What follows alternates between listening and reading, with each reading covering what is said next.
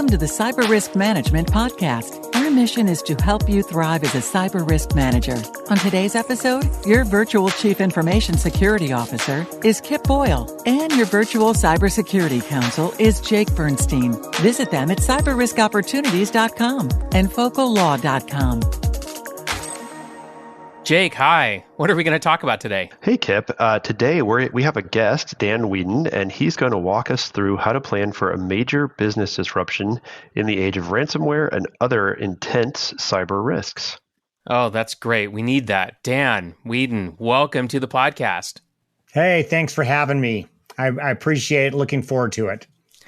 Well, it's kind of on us that we haven't had you on the podcast yet. We've known you for quite some time now. We've done business together, but this is your first visit to the Cyber Risk Management Podcast, and I'm glad we finally took care of that. So, and I've been wondering about that. I was a little bit nervous. I thought maybe I had done something wrong, so I'm thrilled to be here. Yeah, well, you did something wrong. You fixed it. You didn't even know that, and then we're like, okay, we'll let him on now. No, you're clean as a whistle, but you're here, so it's fantastic. Let's start by you please introduce yourself and tell our listeners a little bit about your background. Well, thanks again for having me. I have been, it's hard for me to believe, I've been in the insurance and risk management industry for now going on about 34 years. And that was before cyber was even a word, I think. I don't know that cyber or anything related to that was even invented. In fact, I was thinking about this, when I first became an insurance agent, I still had to use a book. I had no laptop. I had no cell phone. None of that was around. I had to actually do things off of a book and rate from a book. So that's your book of business. Yeah, exactly. And by the way, my math skills have never been good. So the reality is the change was good for me. But I started in the insurance industry in the late 80s. And I've spent the majority of my career working with small and medium-sized businesses. After 16 years of being an insurance agent, I started my consulting practice in 2005. And the focus of that became more around risk management and what I call business continuity, crisis response, safety, everything like that helps a small and medium-sized business to stay in business regardless of what happens. I was able to bring back my insurance brokerage in 2017 to make that part of my overall consulting practice. And as we're going to talk about today, among other things, cyber and technology and all of the fun things that come out of that Pandora's box have become a major part of insurance and business continuity planning. So my work is really to help these small and medium-sized businesses that don't have the same resources as, as a Fortune 500 company. But all the risks. They have whole departments of it, right? And in my view, and I think you'd probably agree, because of that, small and medium-sized businesses are more at risk, more susceptible to having one of these attacks be fatal to their business. And so that's why they don't really even realize like they're working. a target. Pardon me? They don't even realize they're a target in many cases. They don't realize their target, and that's probably part of what we'll be talking about today. But that's a little bit about my background, 30 plus years in insurance and risk management, and it's ever changing. Thank you, Dan. That's great. So, having been around, as you said, for 30 plus years, have you ever seen a situation where businesses have been more vulnerable to major disruption simply because they use the internet to serve their customers? No, it never. I no, Jake. The quick answer is no. And the reality around that is that when probably all of us started in business at some point, if we lost power, we could still talk on the phone, right? The phones even still ring. Today, even a simple loss of power, and I know people are working virtually more now than ever, but even a simple loss of power can stop business in its tracks. When you add to it that technology and the ability to access just about every piece of information, any business. I don't care if you're a manufacturer, if you are a retailer, if you are an office, in services, the ability to get that information when you need it, if that's gone, it's crippling. And I even think, like I said, back 30 years ago, it took something more drastic to be crippling to the operation. So, yeah, no, you're exactly right, Jake. Yeah, like a Hurricane Andrew, right, which would scrub the buildings down to their foundations, would mess people. That was like 1992 as it crossed the state of Florida. And that was the kind of catastrophe. And I remember when I had like one of my first jobs in the 1980s was fast food. And we had these computerized cash registers. And when they failed, which back then they failed a lot, it wasn't a big deal because they would just give us order pads and stubby pencils and we would just keep going. Huh. So Dan, it really feels like, these days, and I think you just did a really good job of summarizing the change, but an owner or a senior decision maker can go to bed, knowing that their business has never been better, but then wake up in the morning and have zero ability to serve the customers at all. And when that happens, of course, the number one priority has got to be continuity of the business. Given that, and given what you just said, how many businesses do you think are ready to deal with this kind of major disruption, right now? Yeah, well, let me. I'm going to use the pandemic as just a quick foundation for this because I think it'll help in that. So I tell people that in 2020, every single small and medium-sized business activated their business continuity plan. Unfortunately, only 14% of them actually had a written plan. So that means 86% flew by the seat of their pants. The same is really can be said. It's the same concept with any type of a cyber attack. While everybody knew that cyber attacks happen to somebody else, having a written plan in place for a business, let's just say a business of 25 people, which is still a significant business. You're talking a $2 million maybe dollar company, 25 people, something like that. All of a sudden you wake up in the morning and you've had some sort of a ransomware attack. All of a sudden, you don't know what to do next because it wasn't written down. There was nothing done before the chaos to say, oh, step one, call Kip or Jake. Step two, call the insurance, whatever it is. Right. And here's the names, here's the numbers, here's what you do. Yeah. And it's hard to fake your way through a digital crisis like that. And Dan, one thing I want to do, because I think this comes up a lot, particularly in my practice, is I really want to focus in on the importance of the written plan. Because I think sometimes, for better or for worse, businesses will see, a compliance requirement like a written business continuity plan or a written information security policy and basically just think, oh, that's busy work, or, that's kind of it's a waste of time. It's window dressing. It's not. It's the way I keep the auditors away. It's not real. And certainly we've all heard of situations where companies, are quote compliant and they've got their policies and procedures in a big 3-ring binder on a shelf. But can you maybe explain in your experience, why does having a written plan matter?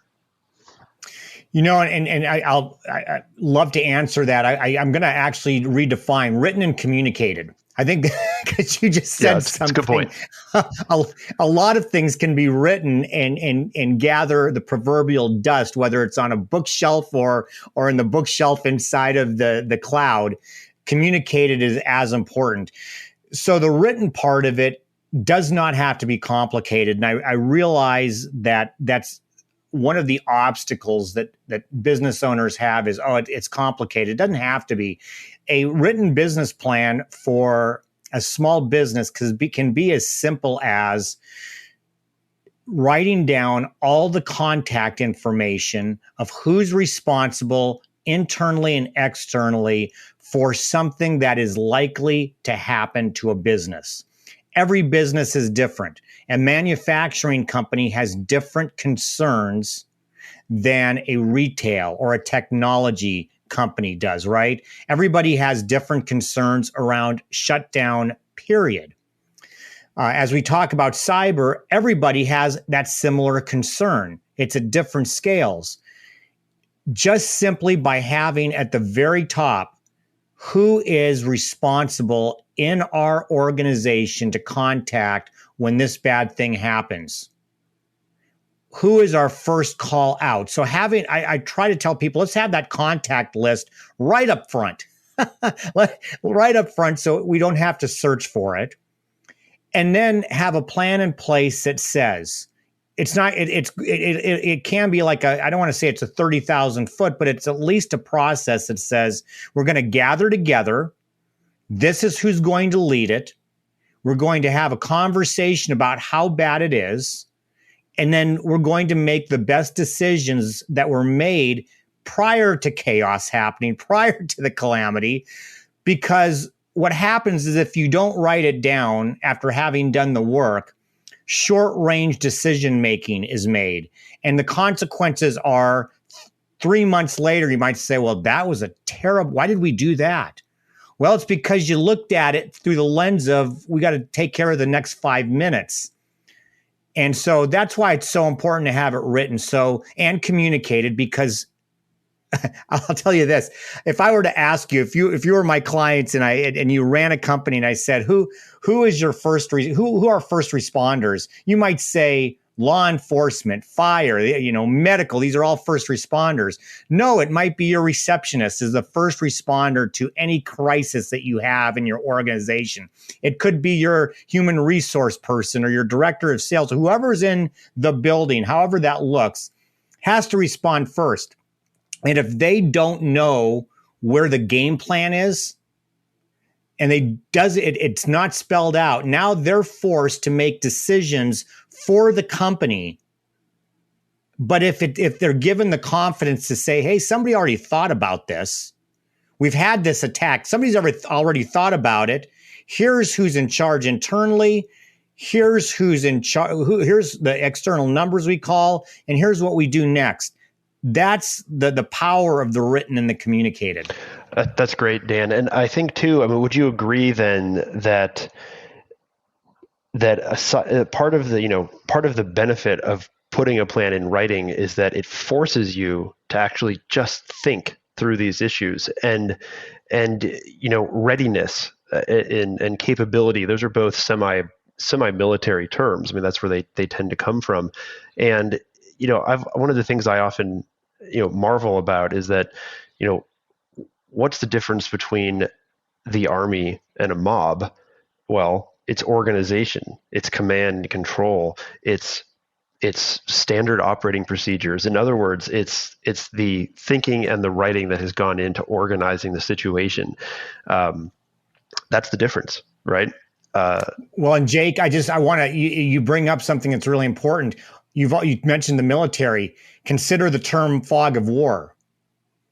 Even in the fog of war in military, things happen because there's that fog. And so by having as much written as possible in a business circumstance, regardless of the type of, you're always going to have a certain amount of fog of war. But can you imagine how foggy that is if you have nothing in place? It would feel like, it'd be pea soup and you have absolutely no clue where to go. I think the other thing too is that the confidence of having something written down helps to cut through some of that panic and chaos. I think we've all seen businesses freeze, and that just adds to the recovery time. So that's great. That's a really helpful conversation. And I think we could probably do an entire podcast on the benefits of writing stuff down. But Kip, why don't you go ahead and ask about another risk management process that we talk about before quite a bit. Yeah, cyber insurance. I find that I'm recommending cyber insurance to all my customers. I've heard Jake do it too. we think cyber insurance is a great deal. It's just a fabulous deal. It doesn't cost all that much for what you get when you need it. And so, we really think it's the right thing to do. But you're in the insurance business, so how often is cyber insurance actually used? Well, I haven't seen real recent statistics, but the ones that I've seen in the last years or so is that 50% of small business owners still don't purchase it. And I still note today as an insurance broker that I have to, and I hate to use the word talk into, but I have to really influence people to take a hard look at this.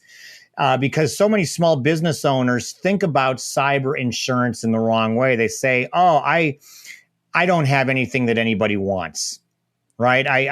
Why would a cyber? Why would I be vulnerable to that? I'm a chiropractic office, or I'm a title insurance. Well, don't tie. That's a bad one. But I mean, because they know. But they're saying, why do I need that?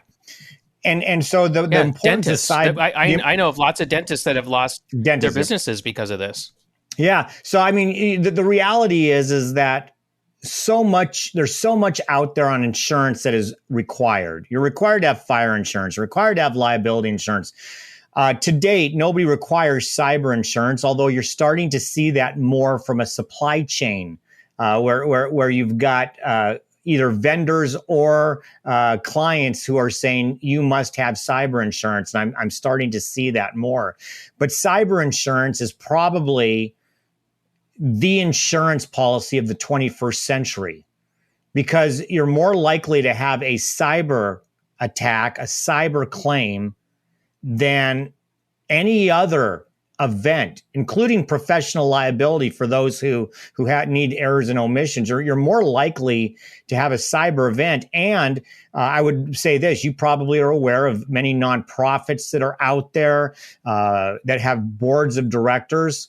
The quickest way to be sued as a board of director is to have eschewed cyber insurance, and now all of a sudden you have a tremendous financial consequence because of it. Yeah, it's crazy how this has burst onto the scene so fast and without very many people really paying attention to this. I was thinking about this the other day. I was thinking about this in terms of when you have your financial statements audited, one of the things that you do is you think about, what are the material risks to my organization, and do I have sufficient funds to weather those kinds of things? And I know this is far more common in bigger organizations, but it seems to me that like certified public accountants should be bringing this up as an issue with the companies that they do financial audits on, because they certainly would bring up other risks and would ask if they have reserves and that sort of thing. I mean, I'm not an expert at this, right? But it just seems to me like this is a material risk and it's financial. And so, and I just don't know if those conversations are happening, but I don't either. And I guess I'd even ask, especially if you're talking about accountants, CPAs that maybe are in smaller firms they may not be purchasing their own cyber insurance. But if right. one thing I can say on this podcast today is, if you are a small or medium-sized business, because most large businesses today, I mean, really large businesses, it's part and parcel of what they do. But if you're a small business owner and you do not currently have cyber insurance, you're vulnerable to it. And I have seen a situation where I've got a small business client, had 5 locations to their practice, or in the health field. They had 5 locations. They had a ransomware attack that cost $15,000 by the time it was done. They didn't pay the ransom, but the cost of everything was $15,000. They had not purchased at the time. They have it today, but they didn't have it at the time, the cyber insurance. Had they had the cyber insurance, when you took out the deductible and the premium cost, it would have saved them $11,000. Well, not everybody puts $11,000 in their budget to pay some year under the title ransomware attack. And so this is just plain old, a good old fashioned risk financing. And again, I would just reiterate, this is the biggest risk to any business. I don't care if you're a 3-person operation or a 300-person operation. Yeah. This is the number one risk because, as I've heard Kip wax poetic about, the cyber criminals don't care about your size. They care about what information they can get, what type of money they can steal. There's a ton of ways that they can cause chaos, and it doesn't matter. It's very true. So obviously, Dan, we've been talking about ransomware. It's been in the news a lot recently, but cyber insurance can help with more than just ransomware response situations. What else can you tell our audience that is it good for? What else can it help with? Well, how about this? And this is a recent example of a client cyber insurance situation. I have a client that was phished, and I think I'm using the terms correctly, and had a fraud perpetrated on them to the tune of $124,000. Sounds like a business email compromise. Yeah. So what had happened was they got an invoice, and it was correct, and it was for $124,000. It got approved, and lo and behold, an imposter who was hiding behind the proverbial rock, and someone came out and they put out another email and said, we've changed bank accounts. You know where this is going. We've changed bank accounts. Please change. This was a longtime vendor. The call was not made to the vendor to confirm. That all got done, and before you know it, money, $124,000 went out. A couple of weeks later, the vendor is saying, "Boy, are we ever going to get paid?" And we paid you. Well, we haven't changed our bank account, so that went through. Now, the payment was made. It was actually half through cyber, half through a crime policy, but that crime policy was specifically programmed to include that. A lot of people don't have crime policies either. So if that particular business had not had crime and cyber to cover that electronic fraud, they wouldn't pay nothing. They were only out their $5,000 deductible. If they only had crime, there was an internal limit. They would have been out or about $60,000 because they would have lacked the cyber. So the importance of not only, as you mentioned, Jake, ransomware, but electronic fraud, penalties. If all of a sudden it's been found that it was because of you that people's personal identifiable information has been compromised, that there's been identity theft, that you have to pay for monitoring for all of your employees, for all of your customers for the coming year. How about if you lost income because of this? There's business interruption. There's a lot more than ransomware. Ransomware is certainly the most common that we've seen, and I think I've seen both of you talk about the ransomware being, I think, 35% or something of the cyber game, but that leaves 65% of other stuff, including the consequences of fines and penalties. So cyber insurance, and by the way, one other thing that I want to bring up, if it's okay, if I have a couple seconds to do this, in our virtual world, things have changed with cyber insurance. And it's really important because cyber insurance, not like homeowners insurance, they don't all look the same. Every cyber policy is different and it needs to be examined. In the virtual world, let's say I was an employee of yours, and because of COVID, I had to go work from home, and I'm just going to stay. It's all worked well. I'm going to continue to work from home. I'm working from my personal computer. Now, the bad guy comes in and accesses my personal computer to be able to get into some, into the business, and we know it can all happen there. Well, a cyber policy without a coverage called bring your own device. Used to be bring your own drink, but now it's bring your own device, right? If you don't have that, an insurance company could say, well, Kip and Jake, that was Dan's purse. That wasn't yours. That I know it happened, but it's his fault. You got to go after his cyber insurance. Well, that may not even exist. So it's really important to read the policies, to understand that this is not a one size fits all, and that in today's virtual workplace, which is forever changed, I believe, due to the pandemic, BYOD, bring your own device, is extremely important to have on every single policy, because it includes your employees who might be working mobily from their mobile devices or virtually from home. It's a really good point. And it's also an important point just to remember, that insurance companies are for-profit businesses. And even if you have an adjuster or your agent or your broker really wants to pay, if the contract, if you fall under an exclusion, they're not going to pay.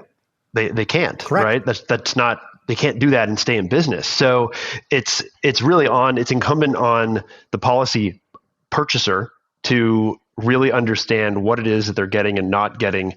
And I think that's absolutely correct and really, really important.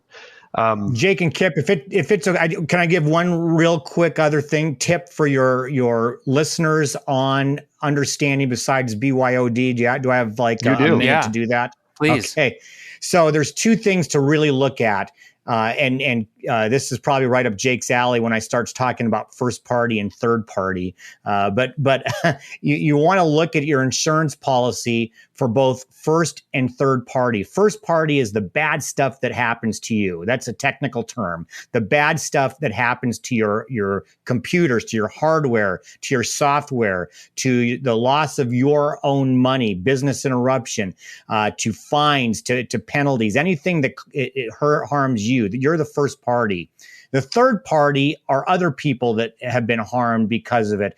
If the loss of personal identifiable information, somebody else has had an identity theft, medical records. You mentioned dentists and people that those are of concern. But somebody else has been damaged because of you. That's third party. So it's really important when you look at a proposal or you look at an insurance policy for cyber that you have both first and third party covered to a place that makes sense for your business.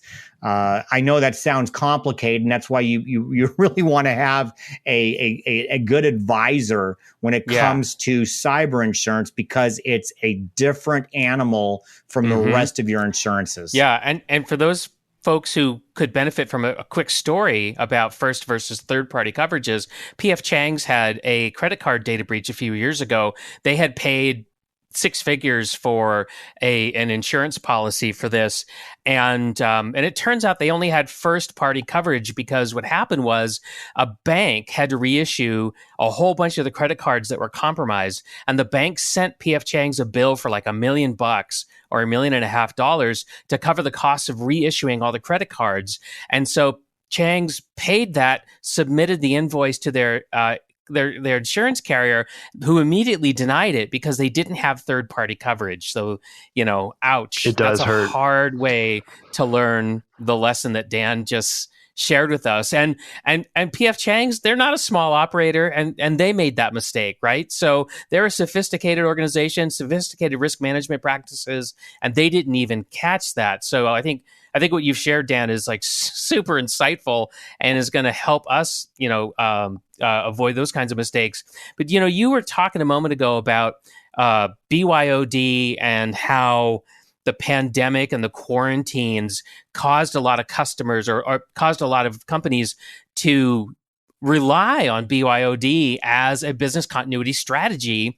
And I think that makes a couple of points that I want to really emphasize. One is people made it up as they went along, and I saw them do it, and it resulted in a lot of long-term suboptimal situations, so no two-factor authentication on the remote access system, which opened the door to all kinds of ransomware attack vectors. Jake and I worked a ransomware case earlier this year where we didn't have the direct evidence, but it was strongly indicating that somebody had compromised a remote access server in order to deliver that ransomware. And we certainly see that that's the case elsewhere.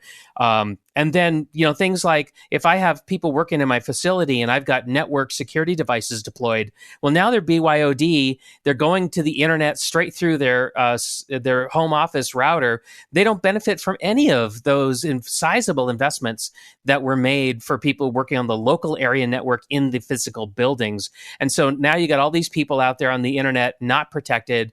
Anyway, so I think that really highlights a point that you made coming into the podcast today, which is if you don't have a business continuity plan and you make it up as you go along, you're going to make decisions that are designed for to get you through the next 5 minutes, but they're going to be suboptimal for where you're going to end up in the long term.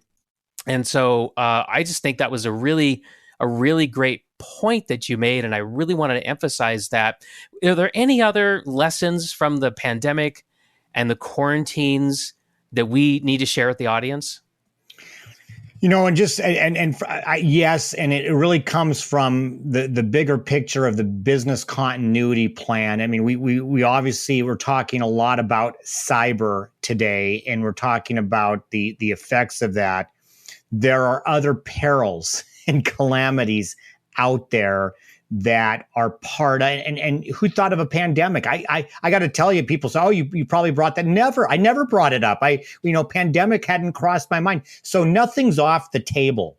What the pandemic taught us is nothing's too crazy anymore. When you looked at the shutdown that happened across the globe, in March of 2020, nothing's off the table.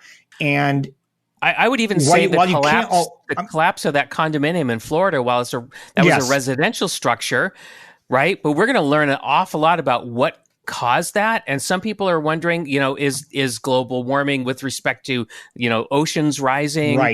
Right? Is that what's going on? The fact that we're going to have 112 degree temperature day in Seattle in June, right?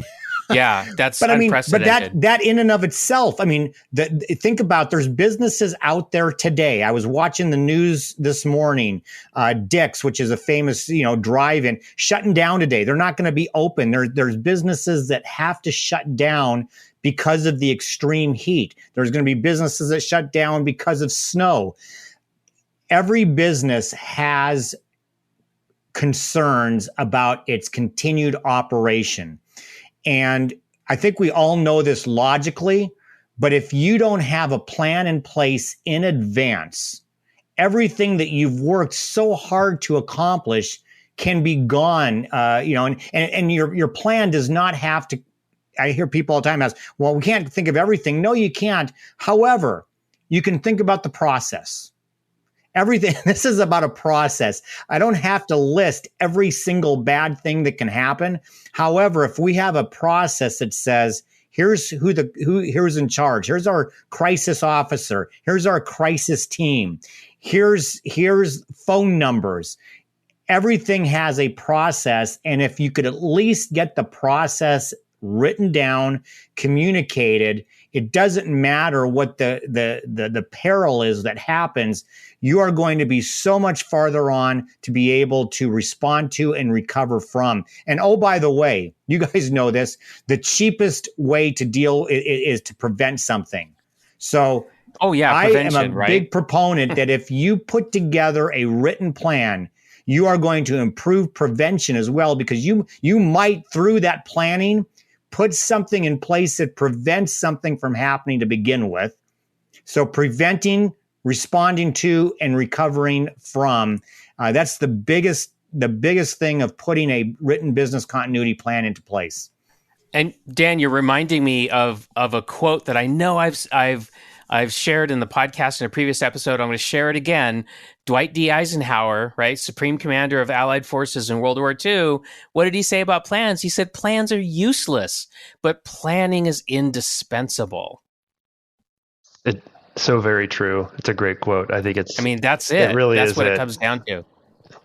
Yeah. Okay, cool. Well, Dan, thank you so much for being our guest today. I really appreciate everything that you shared. And as we wrap up the episode, would you tell everybody how to find you on the internet if they want to know more about you and your work? Well, thank you. Yeah, the quickest and best way is through my website at danweedin.com, DANWEEDIN.com. I have lots of free resources and information that anybody can use to help them with that. You can also reach me at dan@danweedin.com. I'm happy to talk to you about business continuity planning, cyber insurance, all of that. And you can find me, I'm ubiquitous on social media if you put in Dan Weedin. You're on LinkedIn, right? I am. And by the way, if I could say really quickly, I have 3 courses on LinkedIn Learning.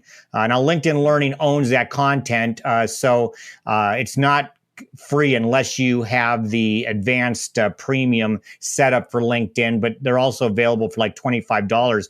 I have 3 courses on business continuity, the 21st century risk management planning, all of that. So if you are a member of LinkedIn, you can find those courses there. Yeah. Oh, perfect. I'm so glad you mentioned that. That's a great way for people to just kind of ease into this topic if they've never done anything like this before. Well, guys, that wraps up this episode of the Cyber Risk Management Podcast. Today, we talked about the need to protect the continuity of your business. That's an actual asset that you have, but that continuity is threatened like never before. And Dan Weedin helped us understand that and helped us know what we could do about it. Thanks for being here, and we'll see you next time. See you next time. Thanks for joining us today on the Cyber Risk Management Podcast. Remember that cyber risk management is a team sport, so include your senior decision makers, legal department, HR, and IT for full effectiveness. So, if you want to manage cyber as the dynamic business risk it has become, we can help. Find out more by visiting us at cyberriskopportunities.com and focallaw.com. Thanks for tuning in. See you next time.